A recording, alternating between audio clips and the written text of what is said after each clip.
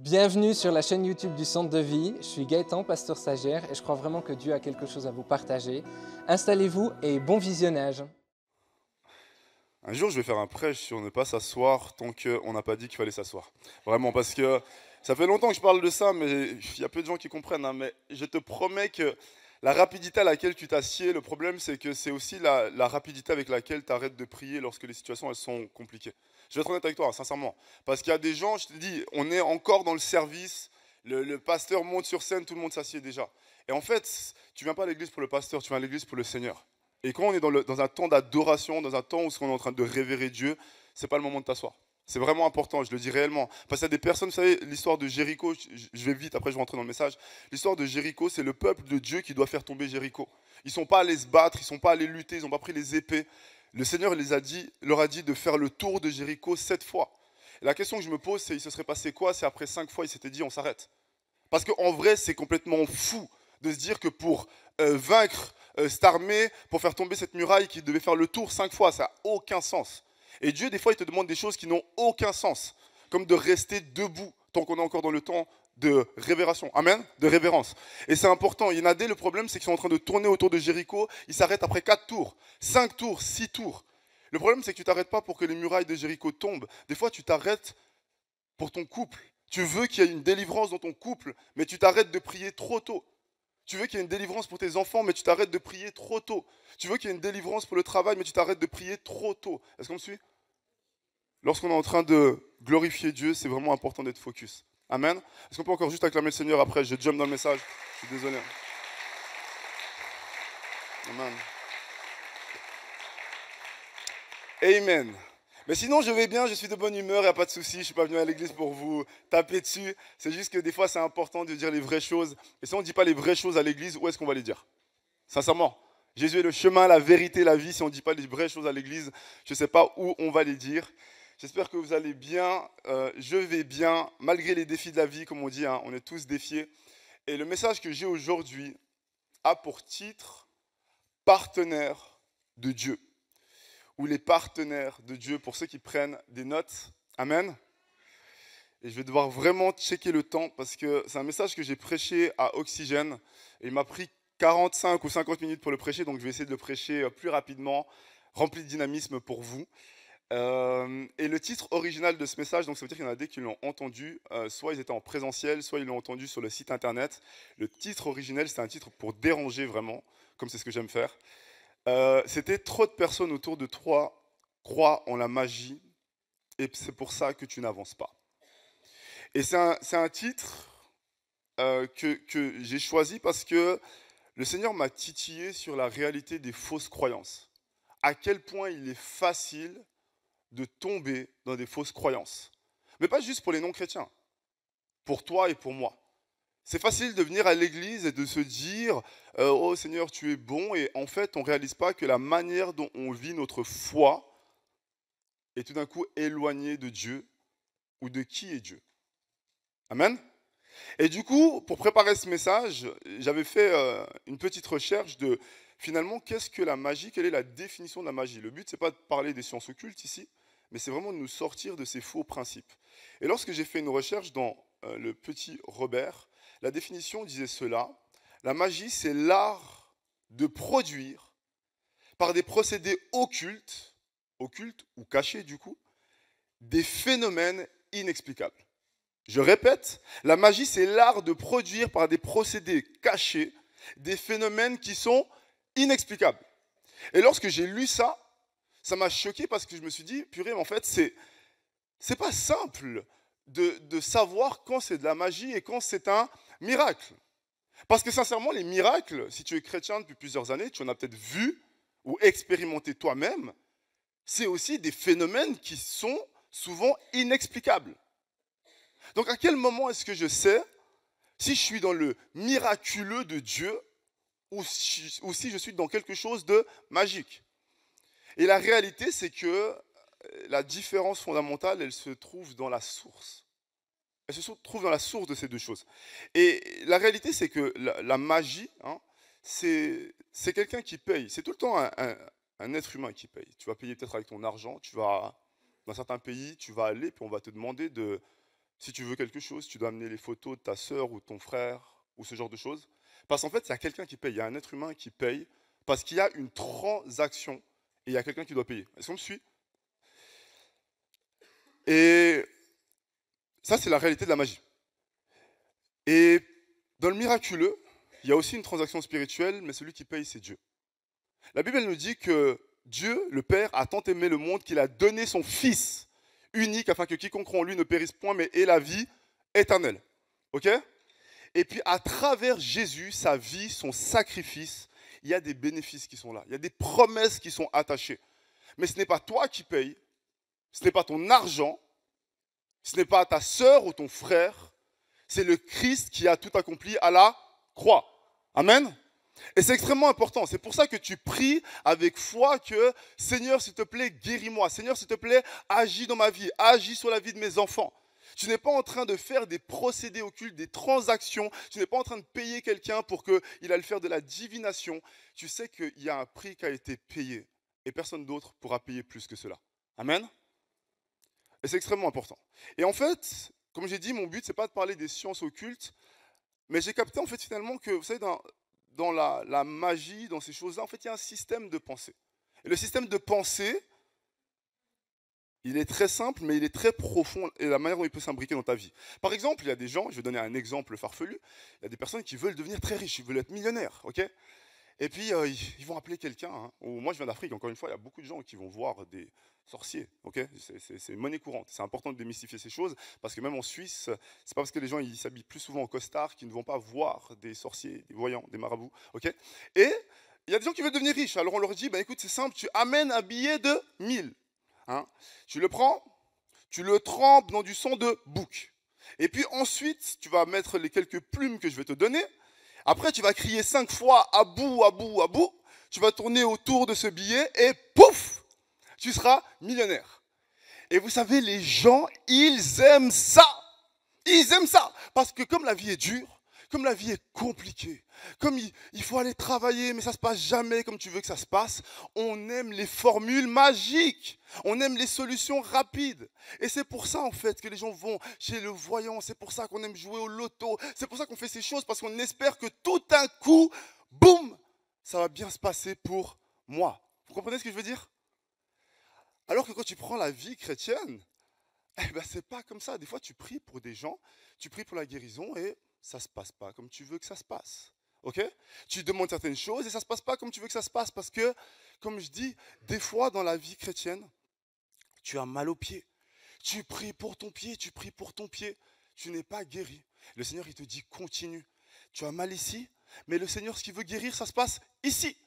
Des fois, tu as mal ici, mais ce que le Seigneur veut guérir, ça se passe ici. Parce que c'est Dieu qui reste Dieu et c'est lui qui sait ce qu'il doit bâtir en toi. Amen.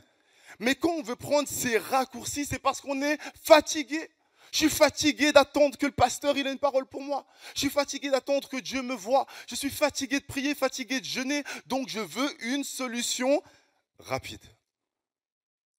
Et moi, quand j'étais au début de ma vie chrétienne, j'allais à l'église à Chaux-de-Fonds, j'avais 17 ans. Et puis je devais faire les voyages tout le temps. Puis je l'ai déjà raconté, mais j'allais à l'église vraiment souvent, presque 5 à 6 fois par semaine. C'est vraiment beaucoup. Vous pouvez poser la question quel genre de programme il y a 5-6 fois par semaine. Mais il y avait des programmes. Et j'avais pas forcément l'argent parce que j'avais pas encore l'abonnement général. Alors, des fois, même souvent, je fraudais, malheureusement. Voilà, donc je ne payais pas. Et je ne payais pas, et j'étais dans le train, et je priais, je disais, Seigneur, s'il te plaît, faites que les contrôleurs ne me voient pas, faites que les contrôleurs ne me voient pas. Et tout d'un coup, ils ne me voyaient pas. Alors j'arrive à l'église et je disais, j'ai un témoignage, j'ai un témoignage. Oh quoi? C'est spirituel. Moi, j'ai bravé les contrôleurs et tout. Puis je disais, en fait, j'étais dans le train et tout. J'ai failli me faire choper, mais j'ai demandé à Dieu, Seigneur, aide-moi. Et les contrôleurs ne m'ont pas vu. Et le pasteur m'a dit, en fait, tu ne peux pas témoigner ce genre de choses. J'ai dit, pourquoi? Il m'a dit, parce que Dieu n'est pas dans ça. Dieu n'est pas dans ça. Tu es un menteur, tu es un voleur. Et là, Dieu n'est pas dans ça. Vous voyez ce que je veux dire? Des fois, en fait, dans nos vies, on choisit des chemins dans lesquels Dieu n'est pas. Et puis après, on couronne ça par Dieu, on met le nom de Jésus, puis on dit, Dieu il est dedans. Non, Dieu n'est pas dedans. Vous voyez ce que je veux dire? J'ai donné ma vie à Dieu à 18 ans, et je me suis marié à 30 ans. Donc ça fait un long temps d'attente. Vous voyez? Et des fois, pendant ce temps d'attente, quand tu es fatigué, tout d'un coup, tu commences à te dire, oh, est-ce que je vais vraiment la trouver à l'église? Alors, tu craques et tu fais comme tout le monde, tu vas sur une application Tinder, par exemple, et tu cherches des filles, et tu dis, Seigneur, s'il te plaît, Dieu n'est pas là dedans. Je ne suis pas en train de dire que tu ne peux pas trouver ta personne en dehors de l'église. Je suis en train de te dire que des fois, on choisit des chemins extrêmement compliqués dans lesquels Dieu n'est pas, et ensuite on veut le mettre dedans. Vous me captez? Ouais. Donc, quand je dis que je vais parler du côté de la magie, c'est de ça en fait. Vous savez, la magie, c'est vraiment ce système de pensée-là. Si je fais ça, plus ça, alors c'est certain que j'aurai ça. Si je viens à l'église tous les jours en avance et que le lundi je jeûne et que le mardi j'appelle telle personne pour lui demander comment ça va, c'est sûr que Dieu là, tu vas voir que je t'aime. Donc, tu vas me donner l'homme que j'attends depuis si longtemps pour les sœurs qui sont célibataires. Vous voyez ce que je veux dire? Et en fait, du coup, on pense qu'avec des systèmes, on peut manipuler Dieu. C'est pour ça que des fois on fait ces prières au Seigneur, je t'en supplie, que ma prière soit, que ça soit fait selon ta volonté, en rapport avec ma volonté. Et en fait, Dieu, vous savez, c'est trop compliqué. Et c'est ça qu'on fait souvent. Et vous avez compris mon introduction. Et en fait, j'ai envie de parler de quelqu'un dans la Bible qu'on connaît tous. Et en fait, souvent on lit son histoire de manière extrêmement rapide et on ne comprend pas la dimension qu'il avait captée. David, qu'on appelle l'homme selon le cœur de Dieu, c'est quelqu'un qui a réellement compris qu'avec Dieu, il n'y a pas de magie. En fait, Dieu, il se cherche des partenaires. C'est ça que Dieu cherche. Dieu, il cherche un homme, une femme, qui comprend que je vais collaborer avec cette personne. Dieu t'a donné un corps, une âme, un esprit, parce qu'il veut travailler avec tout ce que tu représentes. Tout ce que tu représentes, avec tes forces, avec tes faiblesses, avec tes bénédictions et avec tes défis. Et David, il aurait eu tout pour se dire que Dieu m'a oublié. Mais en fait, il a compris que non, ce Dieu, il est vivant. Et même si des fois j'ai l'impression de ne pas le sentir, il est là. Et j'aimerais qu'on puisse lire un verset dans 1 Samuel chapitre 16, verset 11.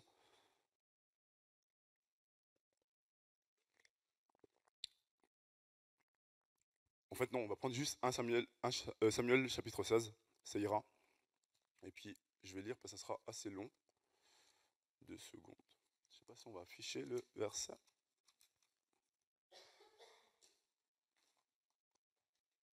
Non, si. Non, je crois que c'était trop de masse d'ailleurs, en fait, parce que j'ai mis le chapitre en entier, je ne sais pas s'ils vont l'afficher. Du coup, je vais lire, si vous êtes avec moi. Vous êtes toujours là? Ok.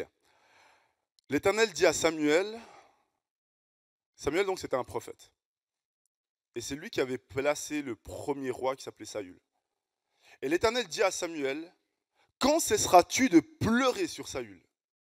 Je l'ai rejeté afin qu'il ne règne plus sur Israël. Remplis ta corne d'huile et pars. Je t'envoie chez Isaïe le Bethlémite, car j'ai vu parmi ses fils celui que je désire pour roi. Samuel dit, comment pourrais-je y aller? Saül l'apprendra et me tuera.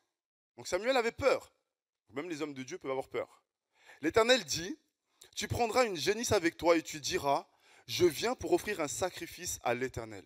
Tu inviteras Isaïe au sacrifice. Je te préciserai ce que tu dois faire et tu désigneras par onction pour moi celui que je t'indiquerai. Donc là, on voit très bien que Samuel n'est pas un devin. Dieu va lui dire quoi faire et comment faire. Samuel fit ce que l'Éternel avait dit et se rendit à Bethléem. Les anciens de la ville accoururent effrayés à sa rencontre et demandèrent, ton arrivée annonce-t-elle quelque chose d'heureux? Il répondit, oui, je viens pour offrir un sacrifice à l'Éternel. Consacrez-vous et venez avec moi au sacrifice. Il fit aussi consacrer Isaïe et ses fils et les invita au sacrifice. Lorsqu'ils entrèrent, il se dit en voyant Eliab, c'était l'aîné, certainement celui que l'Éternel désigne par onction est ici devant lui. Mais l'Éternel dit à Samuel, ne prête pas attention à son apparence et à sa grande taille, car je l'ai rejeté. En effet, l'Éternel n'a pas le même regard que l'homme. L'homme regarde à ce qui frappe les yeux, mais l'Éternel regarde au cœur. Isaïe appela Abinadab et le fit passer devant Samuel. Samuel dit, l'Éternel n'a pas non plus choisi celui-ci. Isaïe fit passer Shama et Samuel dit, l'Éternel n'a pas non plus choisi celui-ci. Petite parenthèse, Samuel c'est le prophète. Lorsqu'il débarque, il est censé démontrer qu'il est proche de Dieu, hein, donc qu'il a une onction, il sait quand même ce qui va se passer. Les enfants, ils sont là en train de passer les uns après les autres, et à chaque fois, ce n'est pas la bonne personne. Comme je t'ai dit, des fois tu as mal au pied, mais ce que Dieu veut toucher, c'est ton cœur ou ta tête. Il avait beau être Samuel le prophète, Dieu lui montre que c'est moi qui suis Dieu, et c'est moi qui te dira qui est la bonne personne. Amen. C'est vraiment extrêmement important. Donc des fois, tu viens ici, tu as des attentes sur Pasteur Olivier, Pasteur Cyril, Pasteur Sabrine, et ils n'ont pas ce que tu veux parce que c'est Dieu qui l'a. Amen. C'est pour ça qu'il ne faut pas t'asseoir trop vite. Amen. Isaïe fit passer Shama et Samuel dit, l'Éternel n'a pas non plus choisi celui-ci.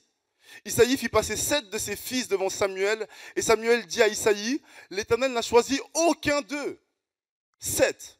Puis Samuel dit à Isaïe, tous tes fils sont-ils là? Même lui, il commence à se poser des questions. Il se dit, mais je me suis trompé de maison ou quoi? Il répondit, oh, il reste encore le plus jeune, mais il garde les brebis. Alors Samuel dit à Isaïe, envoie quelqu'un le chercher, car nous ne prendrons pas place avant qu'il ne soit arrivé. Isaïe envoya quelqu'un le chercher, il était roux avec de beaux yeux et une belle apparence. L'Éternel dit à Samuel, lève-toi, verse de l'huile sur lui, car c'est lui. Amen. Ok, là il faut que j'accélère dans mon enseignement. En fait, ce qui est extrêmement important, c'est que la vie de David, elle se découpe en 3 phases. Il y a David qui garde les brebis, première phase, que beaucoup de gens ne veulent pas trop passer de temps là-dessus, mais c'est extrêmement important. David qui garde les brebis. Deuxième phase, David qui est oint roi, on voit là, Samuel qui prend la corne, d'huile, qui la verse sur sa tête. Et troisièmement, l'histoire qu'on aime tous, David contre Goliath. Ok ? Et on aime tous David contre Goliath parce qu'on sait que c'est David qui gagne. Et puis David, ouf, il devient roi, etc.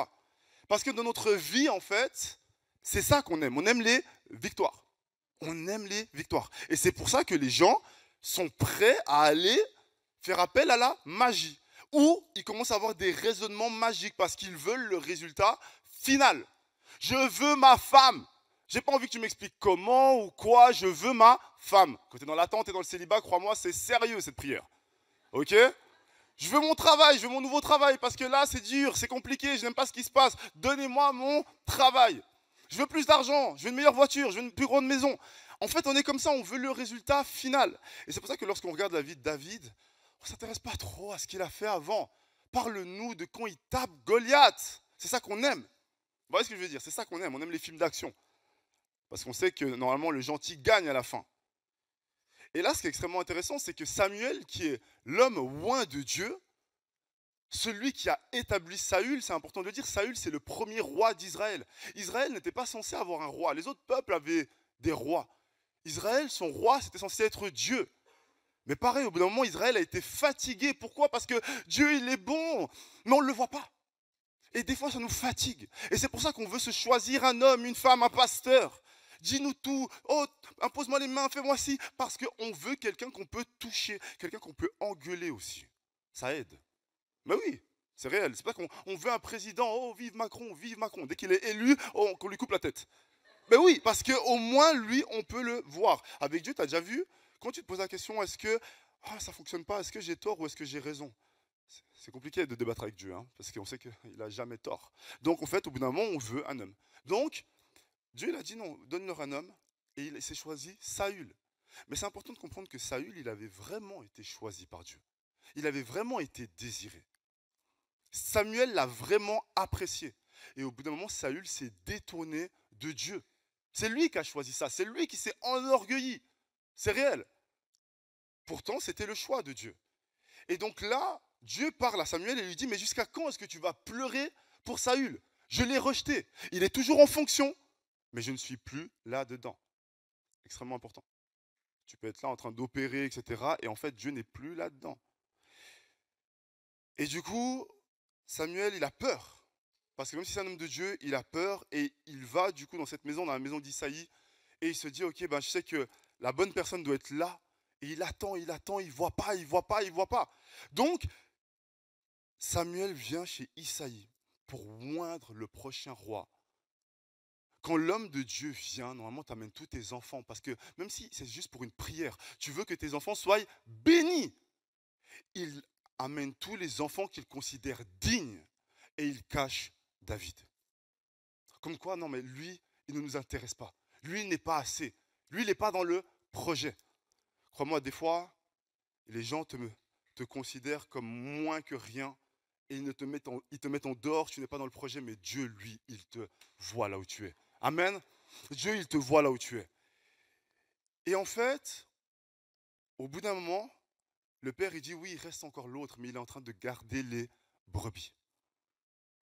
C'est extrêmement intéressant parce que il a été oint roi et ce qu'il a qualifié, c'est quelque chose que tout le monde méprisait. Est-ce qu'on me suit? Lorsqu'il était en train de garder les brebis, il y a deux réalités qui sont passées. Il y a des réalités positives et des défis. Dans cet endroit obscur, alors qu'il était rejeté, alors que c'était l'enfant de l'iniquité, son père avait honte de lui, il a développé un cœur de leader. C'était juste des brebis. Ce n'est pas des enfants. Et pourtant, la Bible, elle dit qu'il prenait à cœur cette tâche. Que si un lion ou un ours venait attaquer les brebis, David, il allait se battre contre cet animal sauvage jusqu'à arracher la brebis de sa gueule et le frapper jusqu'à ce qu'il meure. Moi, j'aime bien les animaux. Mais bon, jamais je vais aller me battre contre un lion pour une brebis. Vous voyez ce que je veux dire? Mais lui, il a développé ce cœur en disant que non, c'est en fait le fruit de Dieu, c'est la création de Dieu et c'est ma responsabilité. Il y a des personnes qui ont des enfants et qui ne prennent pas le rôle de parents au sérieux. Et lui, il a compris que si Dieu me donne ça, je dois prendre ça au sérieux. Amen. Dieu, ce matin, il parle à quelqu'un. Si tu es parent, c'est que Dieu, il te donne une mission. Et en fait, dans ce rôle-là, il a développé un cœur de leader. Personne ne le voyait, son père ne voyait pas, ses frères ne voyaient pas, mais Dieu, lui, il le voyait. Dans cet endroit-là, il a appris à chercher Dieu. Comme son père ne le considérait pas vraiment comme son fils qu'il aime tant, il a compris que mon père, c'est le père qui est dans les cieux. Amen. Dans cet endroit obscur, il a développé cette relation avec Dieu. Et dans ce lieu-là, il s'est endurci.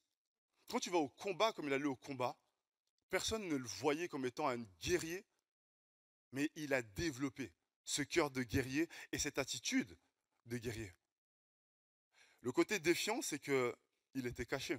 Ça veut dire que toutes les prouesses qu'il faisait, toutes les magnifiques actions qu'il faisait, personne ne pouvait prouver que c'était vrai. Il pouvait passer pour un menteur.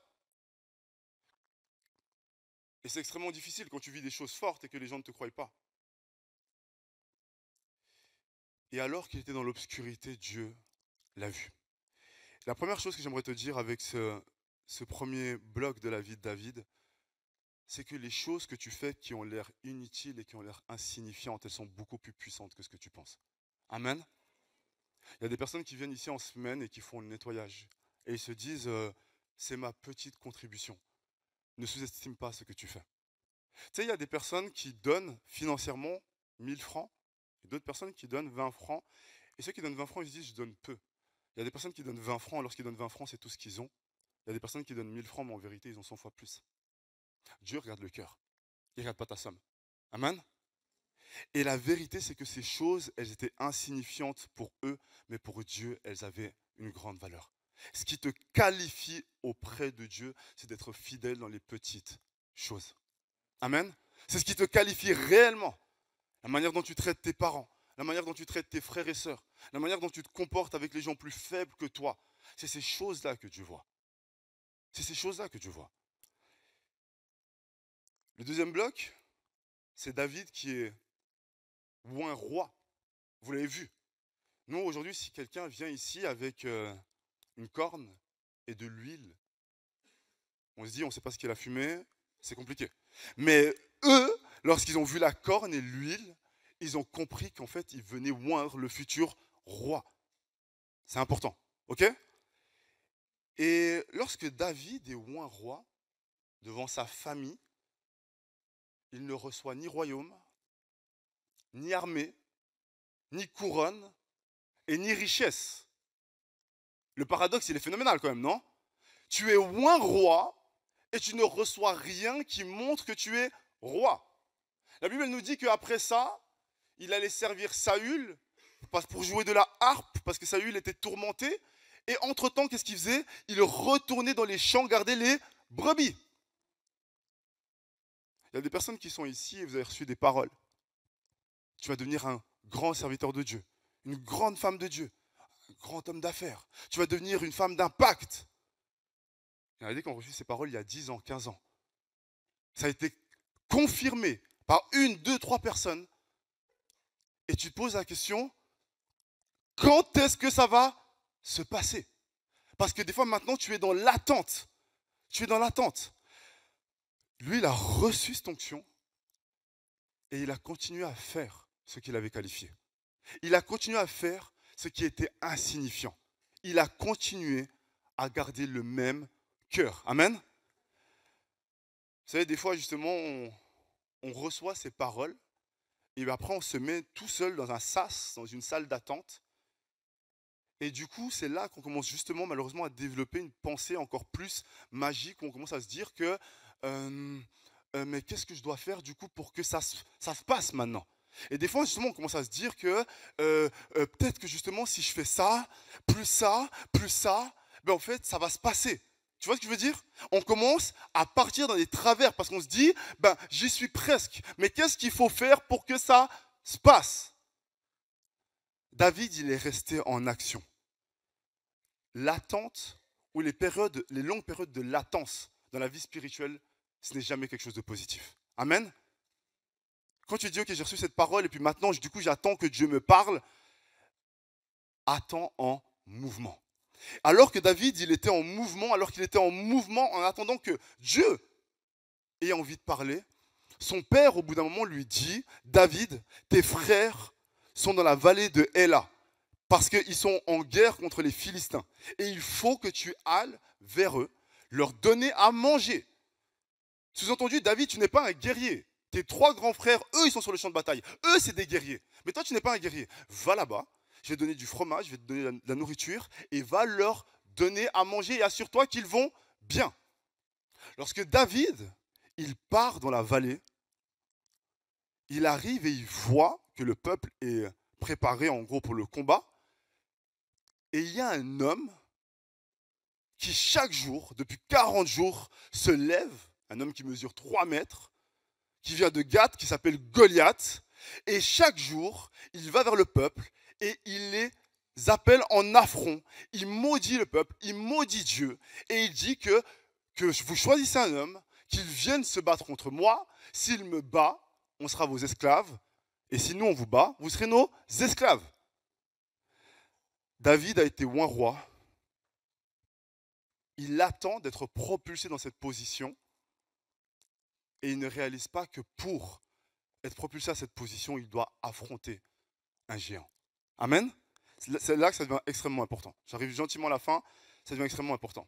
Lorsque tu reçois une parole de bénédiction, en général, tu n'as pas l'impression que pour monter en puissance, que tu as besoin de battre un Goliath. Tu te dis, en fait, j'ai reçu la parole, pourquoi ça n'arrive pas? Ok? Je viens à l'église, je prie Dieu, je fais les choses bien, pourquoi je ne me marie pas? Et en fait, ce que tu ne sais pas, c'est que avant de vivre la bénédiction, tu devras toujours faire tomber un géant. Toujours. Ça peut être la peur. La peur de... T'es prêt? Comme je dis, tu aimes Dieu, tu sers Dieu, tu es dans le célibat, il y a quelqu'un que tu aimes et que tu apprécies, mais tu as peur d'aller dire à cette personne, je t'apprécie. Ben, crois-moi, tu vas attendre longtemps.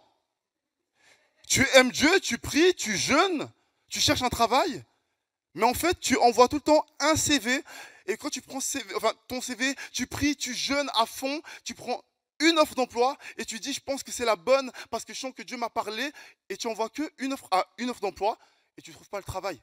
Parce qu'en fait, tu ne comprends pas que tu dois vaincre un géant. Des fois, le géant, c'est la peur. Des fois, le géant, c'est l'inconnu. Tu envoies ton CV à 40 entreprises, tu ne sais pas où Dieu va te confirmer, mais tu dois avoir la foi. Amen. Parce que ce n'est pas à toi de choisir qui est le géant, mais il y en aura un. Ok? David est spirituel. David aime Dieu. David est oint. Et lorsqu'il va dans la vallée, Goliath est là depuis 40 jours. Laisse-moi te dire que le géant qui va être ton tremplin pour ta réussite, il est déjà sur place bien avant toi. Amen. Le problème, c'est que quand on commence à pervertir la pensée de Dieu, on pense que tout dépend de nous. Je suis prêt, Seigneur, donc donne-moi la chose. Quand toi tu dis donne-moi la chose, Dieu te dit le géant, en l'occurrence, il est déjà là. La question c'est est-ce que toi tu es prêt à le faire tomber? Et j'aimerais dire un truc. Parce qu'en fait, lorsqu'on lit la Bible, on aime tellement déshumaniser les personnages bibliques. On aime se dire que, de toute façon, David, il n'avait pas le choix, il devait gagner contre Goliath, il devait le faire tomber, c'était comme ça, Dieu l'a rempli, etc. Et la vérité, c'est que David, il restait un homme libre, avec le libre arbitre. Amen. Lorsqu'il est arrivé sur place, Goliath, il était là depuis 40 jours. Parce que la vérité, c'est que quand tu vas être béni, il y aura des gens autour de toi qui vont dire pourquoi lui? Pourquoi elle? En fait, Dieu, il est bon. Parce que Dieu, il dit, les gars, ça fait 40 jours que vous auriez pu aller taper Goliath. Ça fait 40 jours, vous étiez tous là, ok? Vous étiez tous là, les frères, les cousins, la belle-sœur, le beau-frère. Vous étiez tous là, ok? Pourquoi vous n'êtes pas allés? Vous aviez eu l'opportunité. Et la chose, c'est que David, quand il est allé à un moment donné, il a dû prendre ses responsabilités. Et il a commencé à parler en disant que je vais y aller. Ses frères, ils ont dit non, tu ne peux pas y aller. Même Saül lui a dit non, tu ne peux pas y aller, tu n'es qu'un enfant. Et ensuite, il a expliqué son historique. Quand j'étais en train de garder le troupeau de mon père, je me battais contre les lions et contre les ours pour les défendre. Il a expliqué son historique. Saül a dit, je te fais confiance. Et il est allé parce qu'il avait choisi d'y aller. Amen.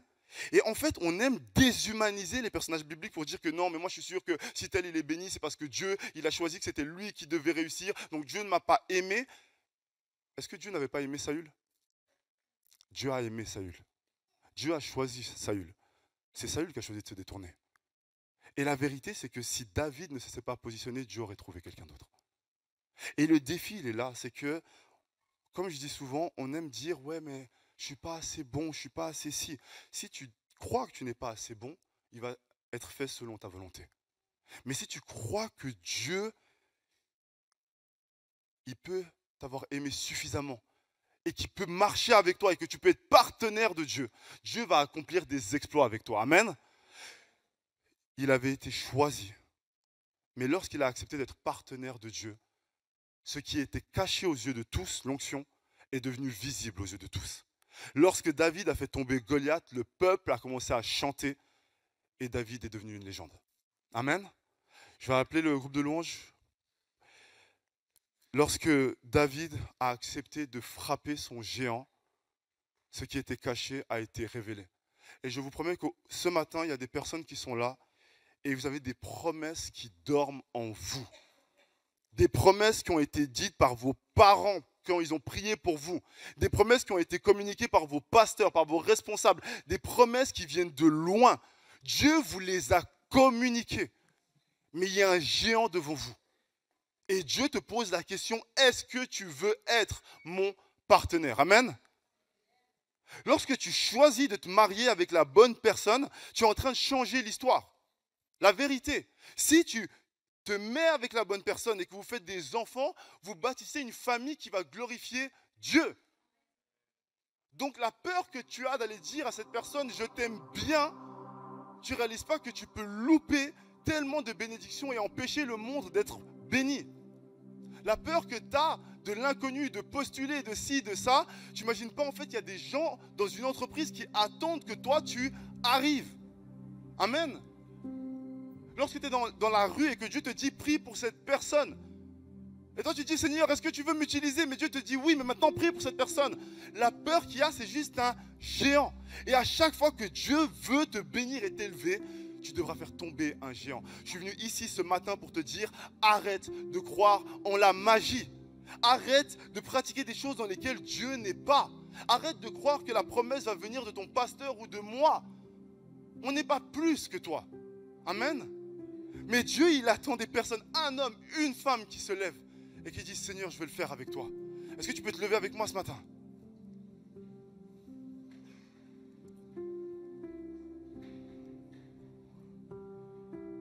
Ferme tes yeux là où tu es. Ta famille qui ne connaît pas Dieu, les gens autour de toi qui sont défiés, ils attendent un signe de Dieu. Mais la réalité, c'est que si tu es là ce matin et que tu as entendu ce message, voilà le signe de Dieu. Le signe de Dieu, c'est que Dieu veut passer par toi. Tu te poses la question, mais quand est-ce que ces maladies vont arrêter chez nous? Quand est-ce que ces souffrances vont arrêter chez nous? Quand est-ce que Dieu, tu vas te révéler? Le Seigneur dit, je veux le faire, je peux le faire, mais j'ai besoin d'un corps. Est-ce que tu veux être ce partenaire? Est-ce que tu veux être ce partenaire? Je l'ai répété des milliers de fois, mais lorsque j'ai donné ma vie à Dieu, j'avais 18 ans. Ma famille était brisée. Et Dieu m'a demandé cela, est-ce que je peux passer par toi? Et pour moi, j'avais rien, j'étais pas assez. Mais j'ai dit, Seigneur, si tu le veux, que ta volonté soit faite. Et il a changé l'histoire de ma famille. Dieu veut changer l'histoire de ta famille. Je vais faire un appel ce matin. Si tu es là ce matin, que tu as entendu ce message, la vérité c'est que Jésus t'aime. Jésus est venu sur la terre. Et la vérité c'est que Jésus est Dieu. Dieu est le Père, le Fils, le Saint-Esprit. Le Fils est venu sur la terre. Il s'est identifié à notre réalité, à notre souffrance. Il s'est donné en sacrifice à la croix pour tes péchés, pour mes péchés. Et si tu l'acceptes comme Seigneur et Sauveur, le Christ vient vivre en toi. Il te donne la certitude que tu seras sauvé pour l'éternité. Mais pendant ta vie sur la terre, il va être partenaire avec toi pour que tu apportes la vie, la guérison, la transformation partout où tu vas. Et je fais un appel parce que si ce matin, tu as l'impression que ce Dieu, tu n'as pas fait la paix avec lui, que tu ne le connais pas, qu'il n'est pas ton ami et que tu veux être partenaire avec lui, que tu veux être sauvé, c'est à toi que je parle ce matin. Et je te demande, aie le courage d'affronter ton Goliath et lève la main là où tu es. S'il te plaît, lève la main là où tu es. Si tu veux faire la paix avec ce Dieu, si tu veux qu'il rentre dans ta vie et qu'il te sauve pour toujours, là où tu es, lève ta main s'il te plaît. Là où tu es, lève ta main. Je vois plusieurs mains qui se lèvent. Lève bien ta main là où tu es s'il te plaît. Et on va prier ensemble. Là où tu es, lève bien ta main. Merci pour toutes les mains qui se lèvent. Et Église, on va faire cette prière ensemble. Je vous demande de répéter après moi cette prière. Seigneur Jésus, merci parce que tu as parlé ce matin. Merci Seigneur parce que tu me vois dans l'obscurité. Et je crois que tu m'as choisi. Même si je ne suis pas impressionnant, tu m'as aimé. Et ce matin, je veux arrêter de te fuir. Je te choisis comme mon ami. Et je veux t'accepter comme mon Seigneur et mon Sauveur. Prends ma vie, transforme-la. Délivre-moi de la mort, des addictions et de la magie. Je choisis ton chemin, ta vérité et ta vie. Sauve-moi maintenant et pour l'éternité. Dans le nom de Jésus. Amen. Est-ce qu'on peut acclamer le Seigneur?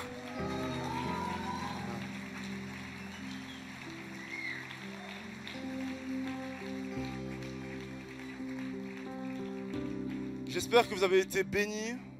J'espère que je ne suis pas allé non plus trop vite.